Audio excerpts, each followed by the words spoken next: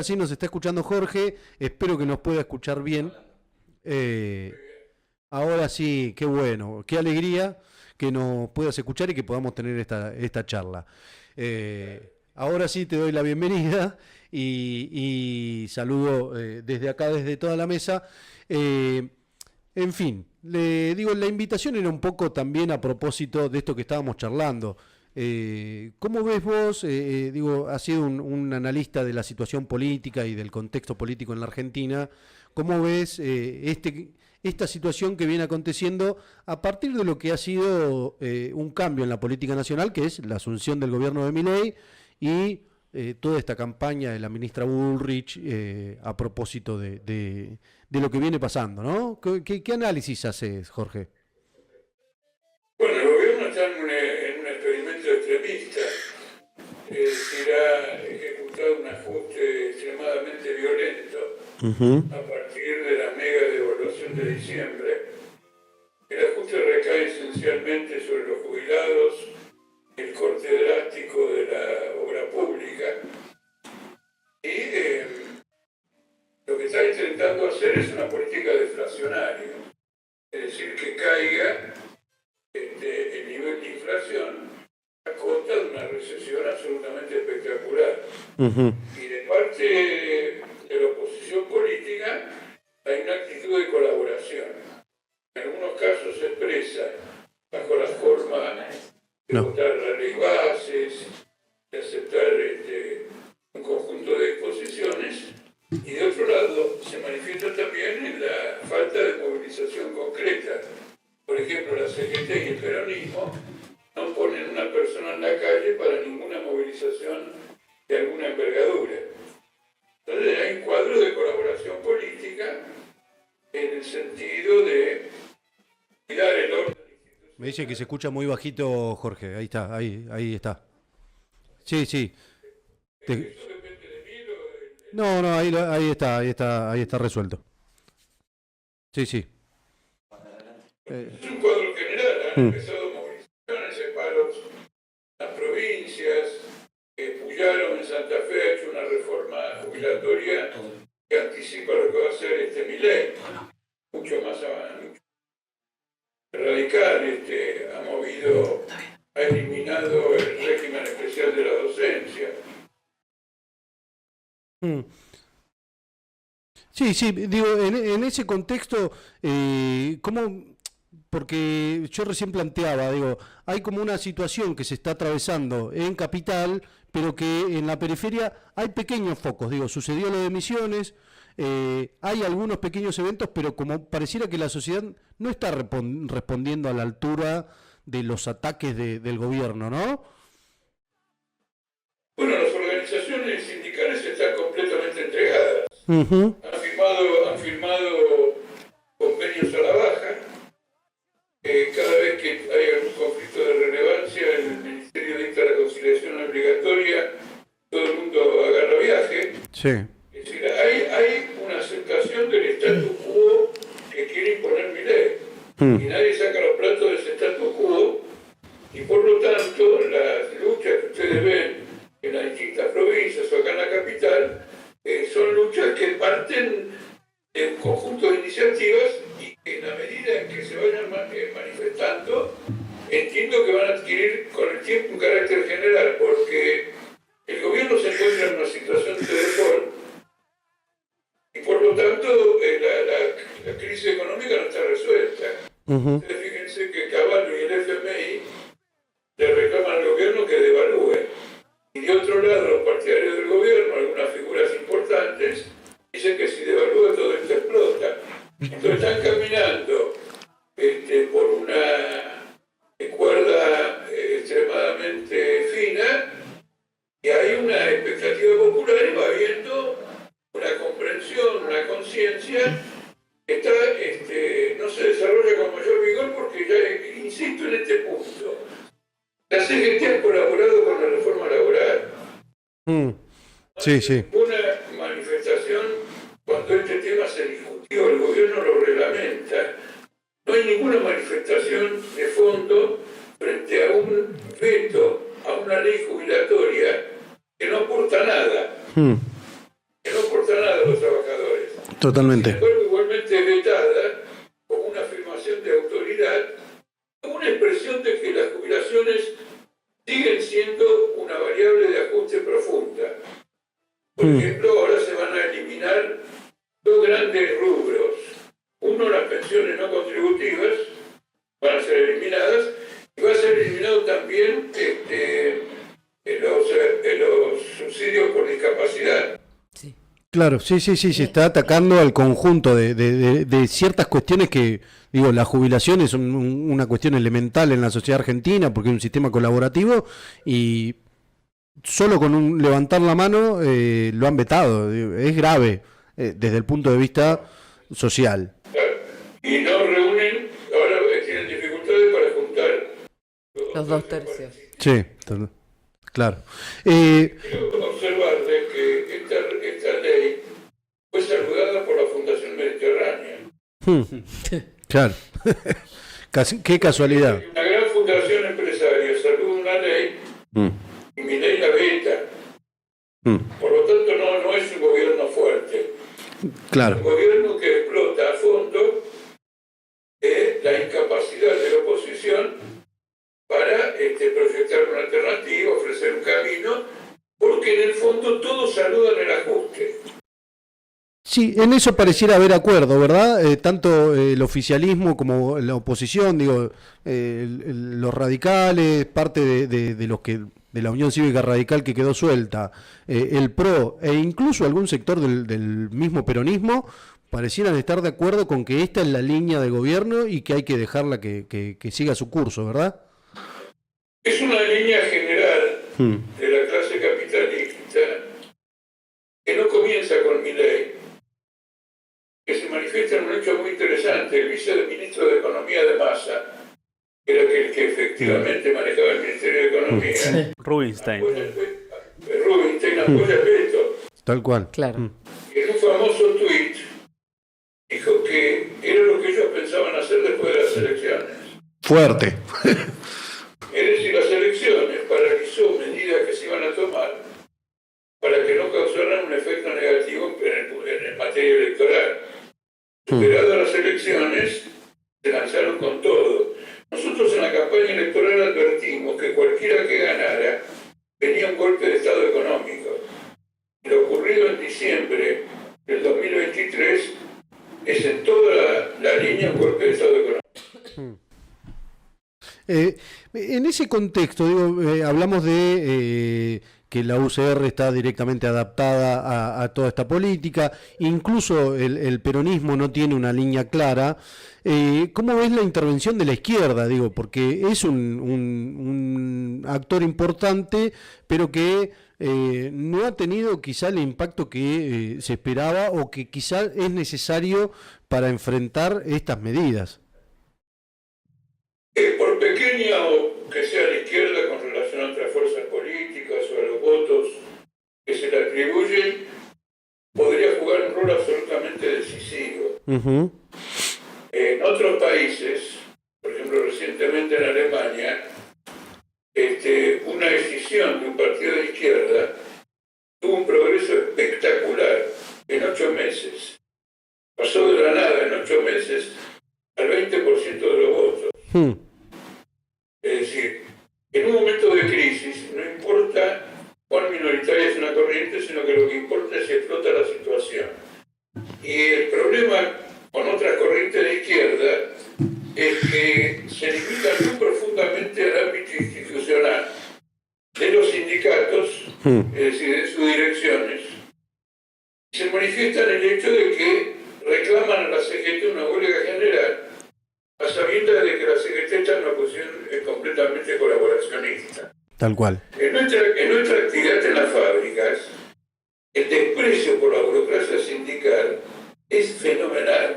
Hay gente que votó por Milei porque identificaba a Massa con la burocracia sindical. Claro.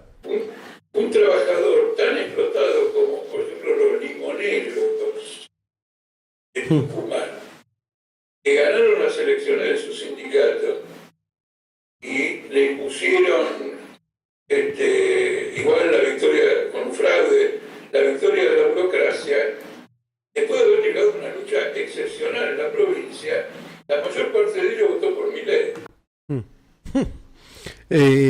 Vaya contradicción, sí. Un sector que estaba combatiendo. Entonces, estamos ante la circunstancia excepcional de que hay que hacer una agitación de orden político en función de una reacción desde abajo.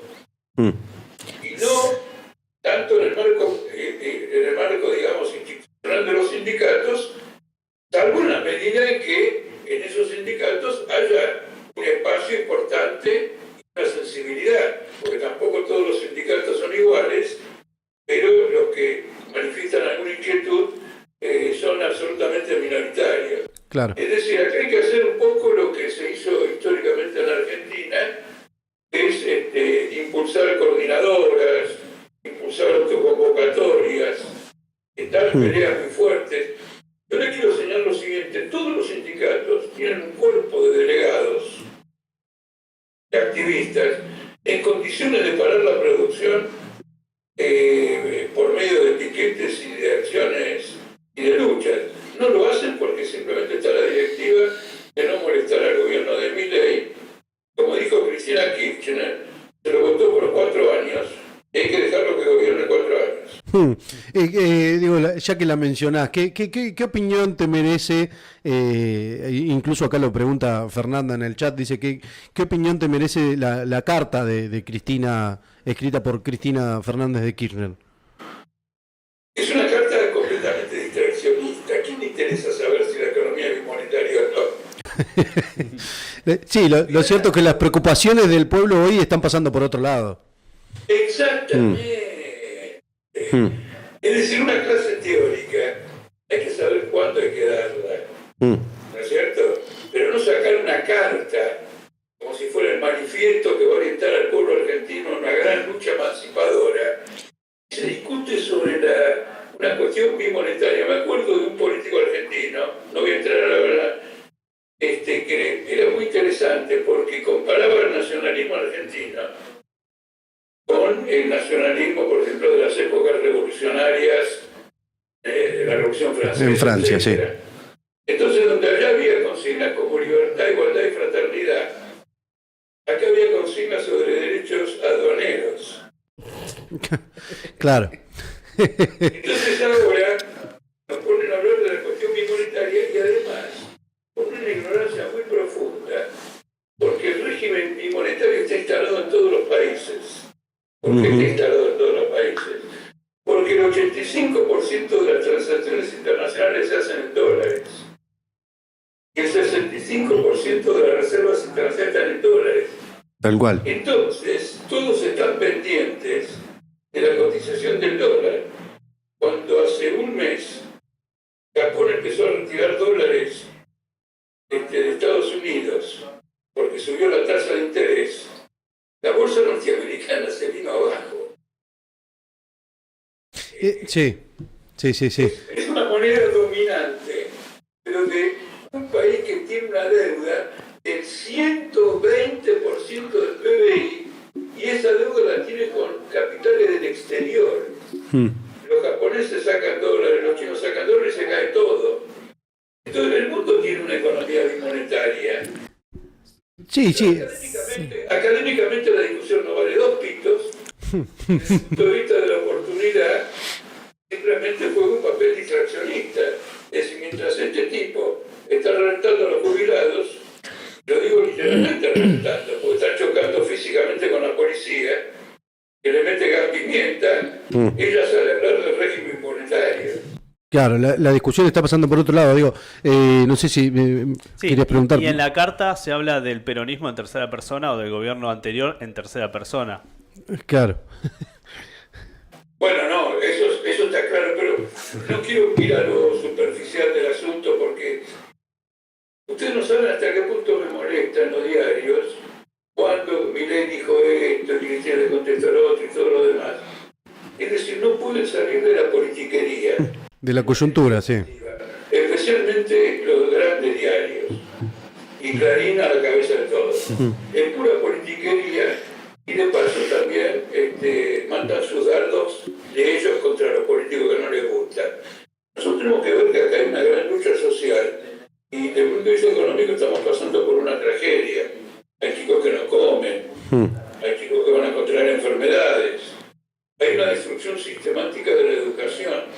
no es que a Milei le moleste la ciencia.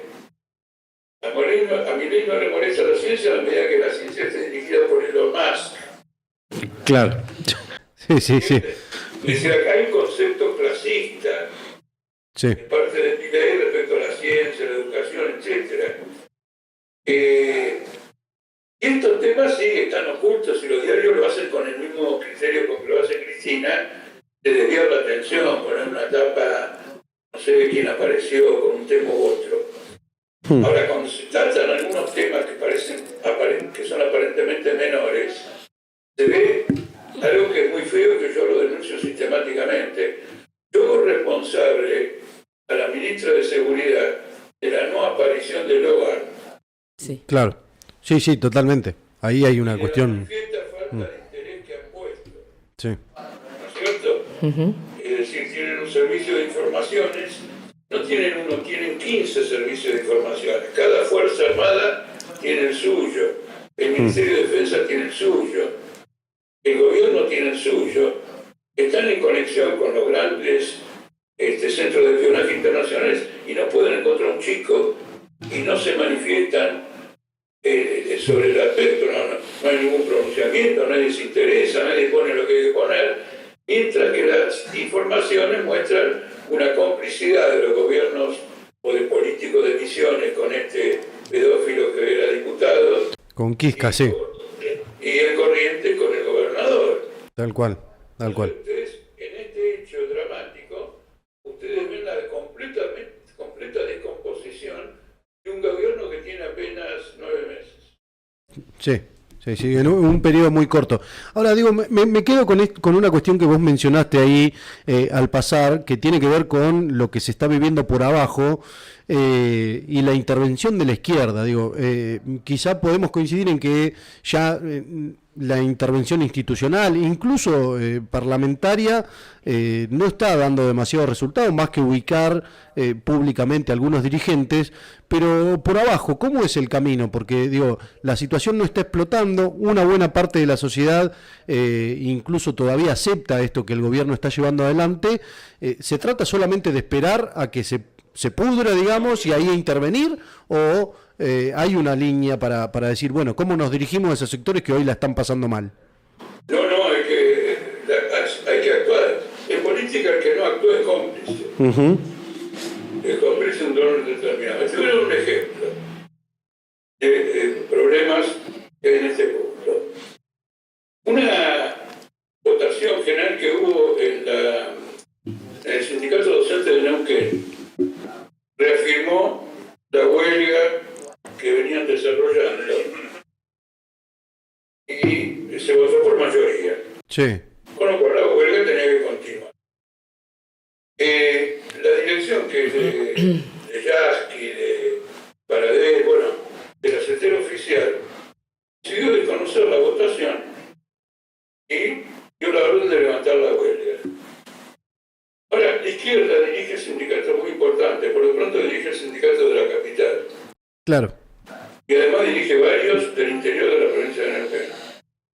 En lugar de insurgirse contra esta maniobra y asumir la dirección de la lucha, no levantó también la huelga. Entonces, como ustedes ven, yo les decía antes a ustedes, no sacamos los pies del plato institucional. Tal cual. Con la CGT todo, con la dirección de mi sindicato todo, fuera de la burocracia de mi sindicato, nada. ¿Me explico? Y esto contraría una cosa que fue muy interesante, que en la provincia de Buenos Aires, 3 sindicatos docentes llamaron una huelga general y Suteba no la apoyó. 3 sindicatos, quiere decir Bahía, Tigre y alguno de la zona sur que ahora no me acuerdo. Y Matanza es que está... ¿No? No, Matanza ya no está. Ya no. De la zona sur, pero no importa, 3 sindicatos. Y la huelga fue general. Sí, tuvo un alto acatamiento, eso es cierto. Pero en más de una ocasión, no solo en una o 2 veces.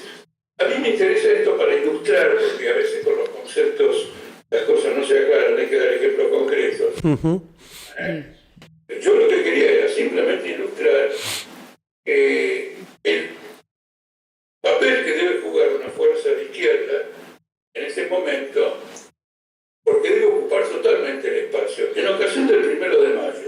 Sí. ocurrió algo muy importante. La CGT convocó a Oso Pardo. La izquierda fue a Oso Pardo. A pesar de que algunas organizaciones de la izquierda dijeron no, hagamos nuestro acto en Plaza de Mayo. Y desde nuestro punto de vista, la corriente político obrera a la que pertenezco, eso debía ser una señal de que no vamos a ir detrás de la burocracia y que nos ofrecemos como dirección en circunstancias tan tremendas. Nos ofrecemos. Sí, sí. Tenemos que cumplir, pero nos ofrecemos, nos presentamos. Decimos quiénes somos. Yo siempre doy el ejemplo, cuando se trata de esto, de Fidel Castro. Es una cosa poco conocida de Fidel Castro. El 10 de diciembre de 1952 hubo un golpe de Estado en Cuba. Subió el gobierno de Fulgencio Batista. Fidel Castro manifestó con 30 o 40 tipos inmediatamente una hora después del golpe de Estado. Es decir, hizo acto de presencia para decir nosotros a este tipo no lo vamos a permitir gobernar. Tal cual. Y frente al vacío general empezó a convertirse en dirección. En un referente, claro, totalmente. En este momento no solo está en crisis el país, sino que ha llegado a una crisis extrema la organización tradicional de la clase obrera. Está completamente en crisis. Entonces hablar de la crisis económica, hablar del ajuste, y no mirar la crisis completa, la organización obrera es increíble. La UOM pidió con los siderúrgicos, es decir, con Techín, 7 meses una paritaria, y por lo tanto desde noviembre del 2023 hasta junio del 2024 no tuvieron ningún aumento. No hubo aumento, tremendo. La UOM, dirigida por alguien que es kirchnerista. Sí. Ya no hay duda, no hay ninguna duda. De la boca para afuera cualquier cosa, pero es una crisis completa, porque las organizaciones burocráticas en el mundo se enfrentan a veces a situaciones de crisis del sistema político general y quieren evitar a toda costa ser factores de disolución de esa crisis, de disolución de ese régimen. Ahora, digo, en ese contexto, digo, porque en la Argentina el régimen político, como vos mencionabas, Milei es expresión de cierta descomposición y cierto descrédito. La realidad es que en la Argentina funciona más o menos de esa manera. El año que viene hay elecciones intermedias y ya las fuerzas mayoritarias, e incluso, imagino, buena parte de la izquierda y del frente de izquierda y los sectores más progresistas dentro del peronismo ya empiezan a pensar en que en marzo comienza la campaña electoral. En el medio, ¿cuál es el tema que crees vos que es fundamental para discutir en esta situación? Porque si no, sí, el puente es hacia 2025, ya todas las fuerzas políticas están pensando en que el año que viene hay elecciones, entonces hay que aguantar para así, luego de la elección, vemos si se le puede parar la mano. ¿Se llega al 2025? Es el ejemplo clásico del colaboracionismo. Tal cual. Cuando vos sos una fuerza política, el silencio, la inacción, es colaboración. No se puede decir eso de un obrero individual o de una asociación de otro orden. Cuando uno decide intervenir en política, se lo juzga por la naturaleza de sus acciones y por sus inacciones. Entonces, estar proyectándose a 2025 demuestra una inacción. Es decir, mantengamos la etiqueta clara, digamos alguna cosa fuerte para mantener una presencia, una atención de parte del electorado, pero no vayamos muy lejos en nada. Claro. No crucemos ninguna línea. Eso es un poco hasta violar lo que hizo Milei. Claro. Porque Milei hizo campañas incendiarias, le dio un resultado espectacular. Así que ni siquiera la derecha justifica que haga liberación. Tal cual. Habría que comer un poco. Ahora esta crisis, para redondear, Sí, tranquilo. no se esté viendo, esta crisis es internacional. Vos fíjate lo siguiente, izquierda ganó las elecciones en Francia. Y ahora fue designado ministro la derecha. Ahora, ¿qué pasó? Dado que en el régimen francés hay dos vueltas, la izquierda pactó con el gobierno. El gobierno votaba por la izquierda votaba por el gobierno. En la segunda vuelta, según quien fuera el candidato más votado entre ellos. ¿Entiendes? Claro, sí, sí. Había un tipo. Bueno, entonces resucitó el gobierno. Resucitó el gobierno al cual iba a combatir.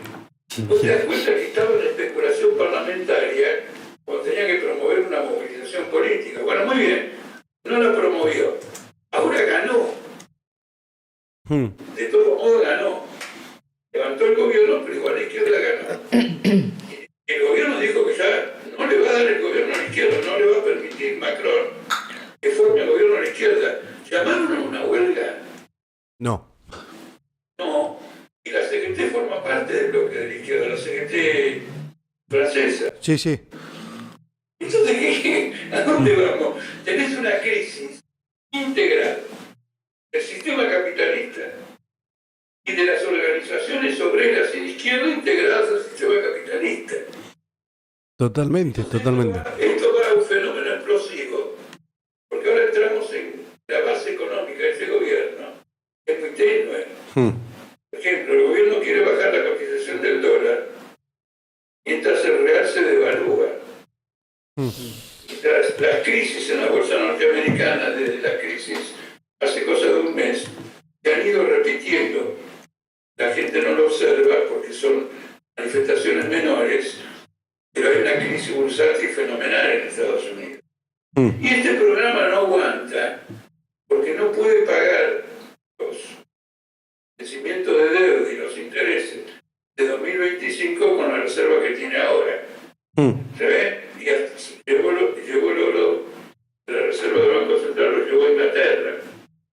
Entonces va a haber una estrategia económica. Es decir, existe la probabilidad. Totalmente. Esa combinación de factores va a provocar una suerte de irrupción popular. Ahora uno no aboga por eso, uno aboga para que a través de su acción la eventual irrupción popular tenga un cauce político independiente propio. Claro. No que se disipe como ocurrió con las movilizaciones del 2001. Sí, pregunte. No, me quedaba pensando frente a esta crisis institucional, Jorge, perdón, que vos estás marcando, no solo en el orden nacional, sino en el internacional. ¿Cómo se van a juntar, digamos, este estallido popular del que posiblemente estás hablando con esta crisis institucional? Digo, ¿en qué punto se hacen una para poder salir de este embrollo? A esto me refiero, ¿no? Porque si la crisis institucional sigue su cauce, ¿a quién le vamos a creer? Como pueblo, digo, como manifestación de una situación en la que ya no se puede más, ¿no? Vos decías hace un rato, hay pibes que se están muriendo de hambre, jubilados que literalmente están hechos pelota. ¿Cómo se conjugan estas dos cosas? ¿A quién se le cree? No, ocurre lo siguiente. Frente al escenario que vos señalás, que es evidente que se va a ir desarrollando, ese escenario promueve el surgimiento de fuerzas nuevas que entienden la naturaleza del periodo. Es importante que esas fuerzas nuevas no sean anónimas, que tengan una trayectoria. Es decir, que el pueblo, los trabajadores la conozcan, inclusive si la conocieron como minoría. Claro. Y por lo tanto, digamos, no la acompañaron. Pero el que tengan una trayectoria quiere decir que los respalda una coherencia. Y que en una situación de tipo revolucionaria no aparecen como aventureros improvisados, sí, sino como gente que, a los ojos de la población, acertó en sus perspectivas, en sus pronósticos, en las advertencias que hizo, en el esfuerzo de organización por crear alternativas. Esa conjugación se va a dar inevitablemente porque lo de la crisis argentina es un poroto. Lo que está pasando en Gaza y en Cisjordania es absolutamente criminal. sí. Es una cosa mirando como si fuera Netflix. Sí.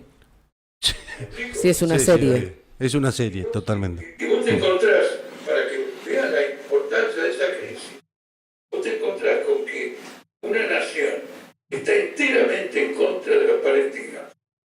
Todos los sábados a la noche sale a la calle para combatir al gobierno, porque no llega a un acuerdo con los palestinos. Yo le pregunto, ¿te das cuenta de la crisis? Porque una cosa es que Choque tiene posiciones contrarias. Claro. Y otra cosa que Choqueto que tienen posiciones similares. Quiere decir, ese Estado se está poniendo inviable. Y que no puede seguir existiendo, y lo siente así la población, rodeado de una crisis general en toda la región. Sí. No puede vivir en armas todo el tiempo. El Producto Bruto de Israel cayó un 25%. No, es terrible, sí. ¿Me explico? Sí, sí. Entonces, yo con esto quiero ilustrar que un impasse, una crisis, es cuando todos los elementos entran en crisis. Sí. No uno que puede ser reemplazado por otro y todo lo demás. Es un momento excepcional del capitalismo. Hay gente que escribe sobre esto, y hay algunas cosas que se escriben que son muy interesantes y muy profundas. Ahora, nunca históricamente una fuerza establecida logró dirigir un proceso revolucionario.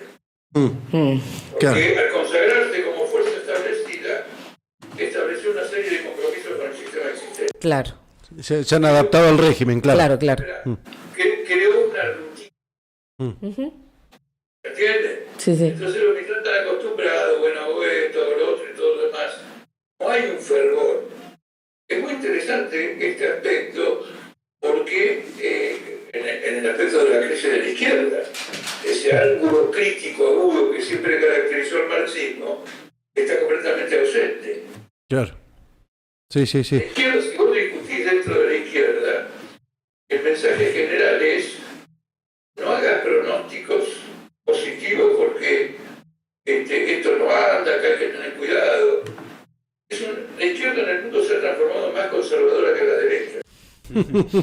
Sí, está muy adaptada, creo yo, y se ve, más allá de intervenciones interesantes, quizá de algunos dirigentes del Frente de Izquierda, de los distintos actores, pero está muy detrás de la agenda parlamentaria, e incluso en ese contexto el peronismo o quienes han encabezado, se han puesto como referentes de la izquierda peronista, Grabois, etcétera, no están diciendo nada. Bueno, Grabois está a favor de que se prohíba el derecho de huelga a los docentes. Sí, lo escuchamos el otro día, tremendo. Lo leí, sí. Sí. Bueno, mirá, te das cuenta, es decir, la adaptación. Cuando no solo eso, también acá hay un criterio clerical. La educación argentina ha sido laica y siempre ha provocado jerizas en los sectores clericales, ¿no es cierto? Perón hizo una tentativa de sacar del laicismo en su primera fase de gobierno allá por el 45.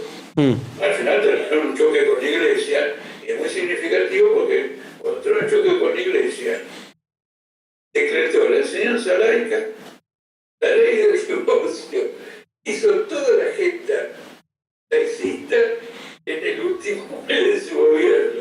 Claro. Acelerando, digamos, el golpe del 55 de parte de toda la reacción política que ahora ya no era clerical, sino que era liberal. Aramburu y Rojas. Claro. Qué interesante esta charla, digo, y sobre todo en este repaso histórico, porque creo que parte de esas quizá secuencias de la historia las estamos viviendo, digo, cómo se reacomodan las fuerzas del régimen, cómo se reacomodan incluso aquellos sectores que se ofrecen como los salvadores o la nueva generación de la política, no están ofreciendo nada nuevo. Y ahí un poco aparecen los límites de nuestra situación. a mí me interesa también, digo, no todos los días se puede charlar con Jorge Altamira, pensar esto, ¿no? ¿Qué necesita hoy la izquierda, además de romper los límites de la intervención cotidiana, de la acción callejera, etcétera, para poder pensar en formarse como una fuerza que sea al menos respetada por las nuevas generaciones que seguramente, como vos decías antes, van a entrar en acción? Porque hoy la izquierda no tiene referentes dentro de la juventud o son minoritarios. Sí, no es así como yo plantearía el problema, porque, quiero decir, la perspectiva y el método, yo se lo señalé antes. Acá hay que comprender que una acción de masas no va a venir de parte de las organizaciones establecidas, al menos ahora. Y cuando venga, va a ser para estrangular esa movilización. Cuando vea que la gente en volumen y en cantidad interviene, van a empezar estos mismos dirigentes sindicales a invocar a Perón y a Evita. Claro. Se van a acordar del 17 de octubre, y que la marcha peronista dice que hay que luchar contra el capital. Es decir, van a recurrir a todo eso. Uno tiene que comprender que cuando hagan eso, el sentido con que lo hacen es contrarrevolucionario.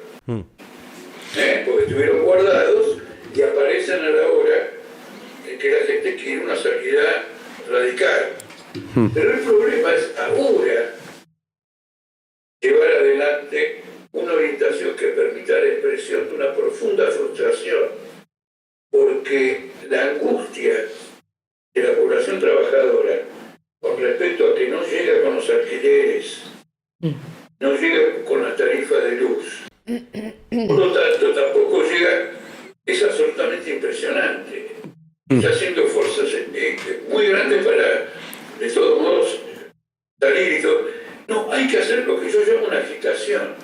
La palabra agitación no es una palabra común en el lenguaje político oficial, pero una agitación es la denuncia sistemática, el ofrecimiento permanente de una orientación, sistemáticamente, para quedar al gobierno, porque los plazos institucionales son largos, ¿no es cierto?, son una construcción esquemática. Bueno, nos tenemos que organizar de una determinada manera, vamos a estar cambiando de gobierno todos los días, hay elecciones cada 2 años, cada 3, cada 4, reelección, no reelección y todo lo demás. Pero eso es una ficción jurídica, es una ficción legal. Tal cual, sí. Después está cómo palpita el pueblo su existencia. Marca, por lo tanto, las etapas y los periodos. Entonces hay que prestarle atención a las etapas y periodos del pueblo. Lo último que hoy un obrero argentino está pensando es en el voto en 2025. Sí. Manifiesto que tu preocupación principal es ese voto, que haces un servicio fenomenal a Milei, que esa preocupación es típica de una casta. Claro, la casta. Hay que vigilar, hay que tener en cuenta que para mantenerse en un lugar determinado hay que cumplir ciertas reglas. Hay que portarse bien. Es la obsesión fundamental. Sí. No soy contrario, no quiero que se interprete que no sea contrario a participación en las elecciones, creo que participé de todas. Sí. Y por eso, y yo que no quiero discutir y que no, ustedes ya los hechos prueban lo contrario, y que no debamos ir en el 2025, pero tenemos que ir en el 2025 como una fuerza revolucionaria. Claro. Como una fuerza que denuncia toda la colaboración con este gobierno, que denuncia una cosa muy importante. Mirá, Patricia Bullrich acaba de sacar una resolución que crea un comando único que militariza Vaca Muerta, el puerto de Rosario, la zona de exportación, bueno, y toda una serie de lugares. La última vez que ocurrió eso fue a mediados de 1975. Sí. Bajo el gobierno de Isabel Perón, se militarizó toda la cuenca del Paraná, desde San Nicolás, donde estaba Qué interesante esto, ¿no? Sí. Sideral, hasta San Lorenzo, el departamento San Lorenzo, que es el conurbano de Rosario. Está haciendo exactamente la militarización de la cuenca del Paraná, lo dijo, de Vaca Muerta, la zona petrolera y todo lo demás.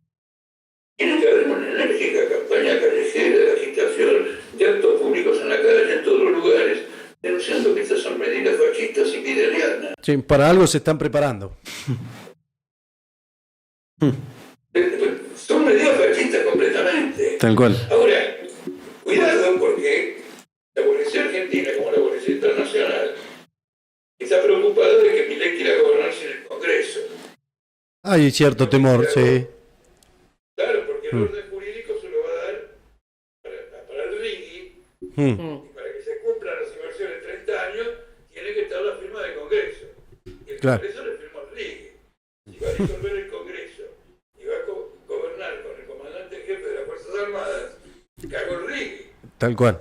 Porque en cualquier momento hay insurrección popular contra una dictadura y se terminaron todos los órdenes en las garantías institucionales.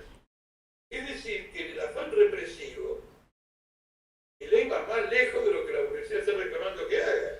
Claro. Porque ¿qué quiere la burguesía? La burguesía, ¿cómo resolvió los problemas de estos 9 meses? Lo resolvió discutiendo con la burocracia sindical y con la conciliación obligatoria del Ministerio del Trabajo. Tal cual. Eso es más barato que militarizar la cuenca del Paraná. Claro. Era directo, no había que tener tanto intermediario. Lógico. Ahora, en el 75 había un ambiente revolucionario en el país.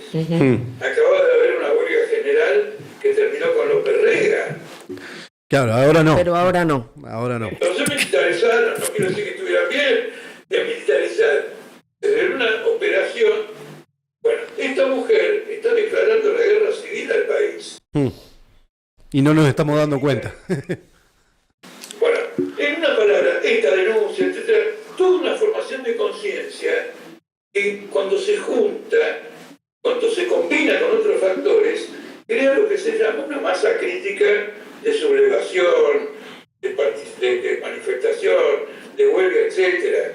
Y nosotros esto lo decimos públicamente, mientras que yo tengo la impresión que algunos evitan el uso de ciertas palabras para que no se lo interprete mal y le hagan un juicio.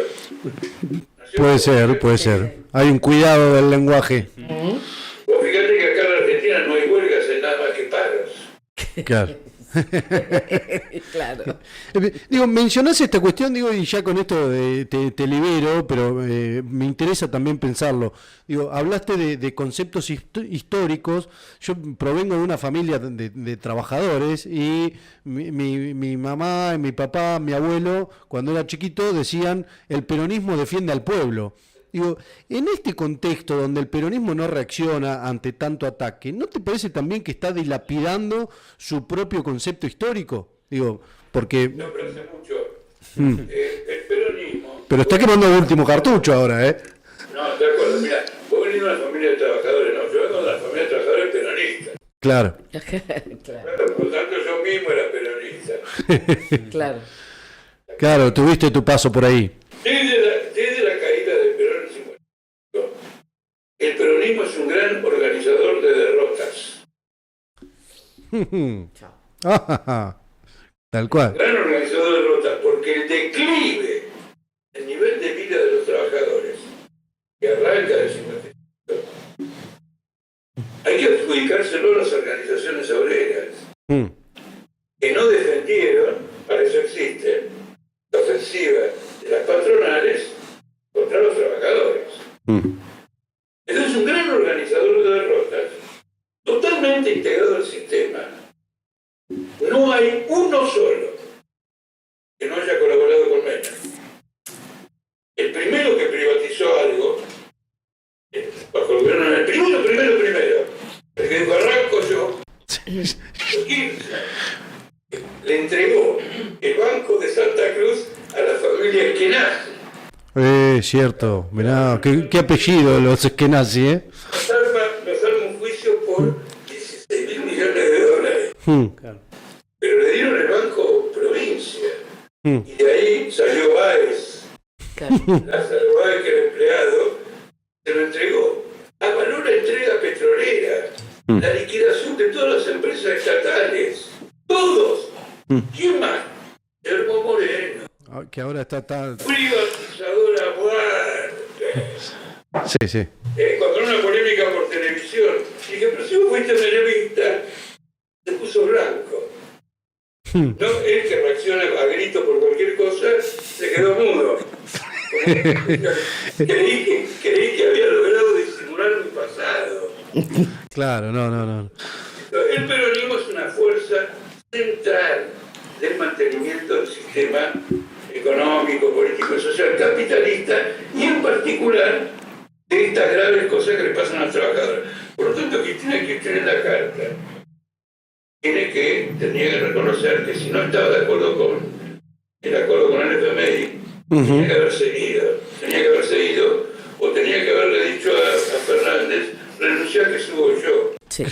Claro, yo me hago cargo. Déjame a mí que yo sé cómo se hace. Otra última observación. Alberto Fernández nunca hubiera subido en las condiciones que subió. No porque lo apoyaba Cristina y lo apoyaba Massa. Por Macri.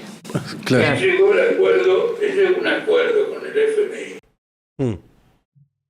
En la campaña electoral, o inmediatamente después. Y hablo de una persona que yo conozco personalmente mucho, porque en la legislatura porteña, cuando estábamos, integrábamos las mismas comisiones. Entonces, no solo nos veíamos en los debates generales en el recinto, sino que casi todos los días en legislación del trabajo, en este y en lo otro. ¿De acuerdo? Entonces, con esto quiero decirte que hubiera roto. Claro, si no estaba de acuerdo. Y te acomodaste, te chupaste 2 años más con fuiste cómplice, etc. Cerrar la boca para siempre. Claro. ¿Entiendes? Porque ahí también la inacción, ya que lo digo, no te hablé de la inacción, lo que significa en un político, y no estábamos hablando de Cristina. Yo no tenía una intención de castigar a Cristina cuando hablé de la inacción. No, hablábamos en general, sí. Estamos hablando de otra cosa y de un concepto.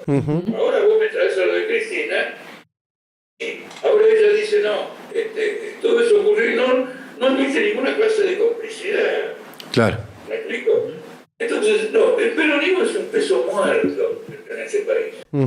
Es un peso muerto. Es una lápida para los trabajadores. Lo digo, siento de una gran familia peronista, y te digo una cosa más. De todos los graves acontecimientos que hubo en Argentina, el único que a mí me traumatizó uno solo, y no fue el 24 de marzo. Apa. Fue el golpe que derrocó a Perón en 1950. Y ella abrió una etapa diferente, sí. Yo entraba en la adolescencia, los vecinos me vinieron a asistir, a todos peronistas también como nosotros, vivíamos en un barrio que había uno que no era peronista. Me vinieron a asistir porque yo realmente tuve la impresión como un fin del mundo, que el mundo se terminaba. Fíjate, eso no me ocurrió con Videla. Con Videla mantuvo una completa serenidad y entendí perfectamente que si actuábamos correctamente lo derrotábamos. Y así figura en un artículo que escribí el 26 de marzo, 2 días después del golpe militar. Bueno, ya era un hombre maduro. Sí, ya tenías una experiencia. Ya tenía otra cosa. Pero desde ese campo, de esa vivencia existencial, no, es una carga. Mira, en el único momento en que la clase obrera podía haber tenido una salida, en el año 59 con Frondizi, un hecho extraordinario, se produjo la primera gran huelga general indefinida de la clase obrera moderna, porque el ejército entró y ocupó el frigorífico Lisandro de la Torre. Claro. ¿Entiendes? Fue un enero maravilloso. Declaró la huelga indefinida, el país paró, pero en un segundo. Ahora con internet demorarían más de lo que demoraron. No había internet, pero en un clic. En un clic. Estaba toda la Argentina. Junto con la huelga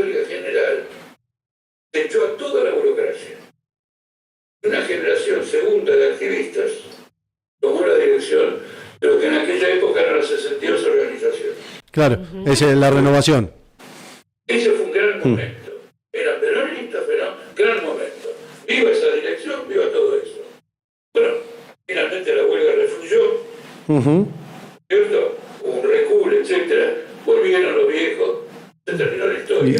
Y ahí quedó. Es un beso muerto. Como decía una compañera que contactábamos en la fábrica Sindar, Jorge, estamos metidos en una jaula y nos tiraron la llave. Y la jaula era impresionante, me impresionó enormemente esta observación de una mujer que trabaja en una fábrica, porque ella sentía la CGT como una jaula, de la cual no podía salir y le tiró las llaves. No había autonomía y vida propia de la clase obrera. Tal cual. Esa es la clave para derrotar a Milei. Devolverle esa vida propia, y para eso hay que romper con la jaula, ya que las llaves la tiraron, y renovar de un modo revolucionario toda la clase trabajadora. Bueno, esperemos que se abra esa instancia. Jorge, yo no sé si estamos... Yo tengo una más, una última pregunta. Así lo liberamos. Ya que buena parte de los votos de Milei vinieron de la juventud, de jóvenes trabajadores, de jóvenes precarizados, de jóvenes que quizás llevan 10 años trabajando o más y nunca conocieron los derechos laborales, nunca conocieron lo que es incluso un sindicato, no tienen aguinaldo, no tienen vacaciones, no tienen feriados, derechos no tienen ninguno. nada. ¿Cuál sería un mensaje para todos esos jóvenes que ahora están empezando a ver, que creyeron en esta ilusión de Milei, que creyeron en ese panelista de televisión que les prometió ganar en dólares, que creyeron que iban a mejorar su situación, que ya venía mala durante el gobierno kirchnerista, durante el gobierno macrista, durante el gobierno de Alberto Fernández? ¿Cuál sería un mensaje para esa juventud que se volcó a esa extrema derecha en gran parte sin saber lo que significaba o lo que... de este fenómeno de las extremas derechas mundiales, digamos? Mira, yo creo que en política, por lo menos nosotros, los socialistas, no podemos caer nunca en el paternalismo. Es decir, acá está la juventud, nosotros le decimos, etc. Ellos están sufriendo este régimen de Milei como todo el mundo, peor que todo el mundo. Entonces nosotros tenemos que tener una posición combativa contra el gobierno. Y entonces ellos van a dar caos. Porque lo que nosotros queremos, la masa trabajadora, es una profunda autonomía política y una gran conciencia. Y eso ella lo va a lograr por sí misma, no por lo que uno le diga. Uno tiene que jugar el rol de mostrar que todo esto es un fenómeno coherente con los intereses de la clase capitalista. Miren, le digo lo siguiente, no sé si escucharon, leyeron hoy en Clarín, hablaron en Mendoza en una reunión de financistas, un hombre que se llama Kirno, que creo que es secretario de Finanzas, no sé. Es muy interesante, yo lo recorté, lo voy a comentar. El tipo dijo lo siguiente, nosotros hemos tenido grandes victorias. Han subido las acciones un 100% y los bonos de deuda en dólares extranjeras han subido un 50 o un 100%. Esto lo hemos logrado nosotros. La función de un partido es mostrarle al conjunto de los trabajadores, ¿te das cuenta para quién gobierna? Tal cual. ¿Te das cuenta cuál es la razón de tu penuria? El otro día le dijo a la Unión Industrial, gracias a la destrucción que estoy haciendo del Estado, se refería a los jubilados, les estoy llenando de quita o de los bolsillos, sí. los bolsillos de ustedes. Hacer esa agitación, hacer ese clarinismo, no tener una relación de paternalismo, porque simplemente tenemos que forjar una unión de compañeros que vamos a cargar con la responsabilidad de la lucha, no importa de la edad. Tener un gran respeto por el otro y no andar dando elecciones, sino haciendo una agitación política. Porque si no pueden distinguir que este es un gobierno, una vez que vos haces esa agitación política, este es un gobierno de lo más reaccionario del capitalismo, de lo más perjudicial para los trabajadores, entonces no van a poder transitar hacia una posición más madura o lo que fuere. Entonces hay que conjugarlo, sin paternalismo, hacer una agitación política y decir que este gobierno es una tragedia para el conjunto de los trabajadores y Cuando hay una tragedia, lo que tiene que hacer una persona es acelerar el fin de la tragedia y no alargarlo. Totalmente, totalmente. Ha sido un placer, Jorge. Yo me quedaría charlando toda la noche, pero te voy a comprometer ya en cámara, esperemos que la próxima vez no sea tan tortuoso el inicio, para una nueva charla, sobre todo porque me interesa el desarrollo de esa experiencia que mencionaste, que significó el derrocamiento de Perón en los 55. Sí. Creo que ahí hay mucho de las lecciones que ha dado, que ha tenido la clase obrera, y que en parte hay que actualizarlo porque está muy lejos en el debate. Así que te vamos a estar invitando otra vez y convocando a que compartas un ratito nuevamente con nosotros. Por el momento, sinceramente, te agradezco el tiempo y la paciencia de esperar que resolviéramos todos los inconvenientes. Bien, no, yo también quería ser parte de la resolución de los inconvenientes. a tocar para ayudar. Genial. Jorge, te saludo, te mando un abrazo desde acá de Un Gallo para Esculapio, el agradecimiento a todos los que están por ahí escuchando, que se suscriban al canal, nos ayuden también a difundir esto que hacemos, que es la manera un poco de sumar al debate y un pequeño aporte, porque por acá están pasando algunos actores muy interesantes. Hoy nos tocó charlar con Jorge, que sin dudas nos ha dado un pantallazo también, que deja mucho para la reflexión, mucho para el recorte ahí de la reflexión. Así que el saludo y el abrazo desde Un Gallo para Esculapio. Bueno, un saludo a los tres, muchísimas gracias y que pasen un buen fin de semana. Bueno, muchas gracias. Chau.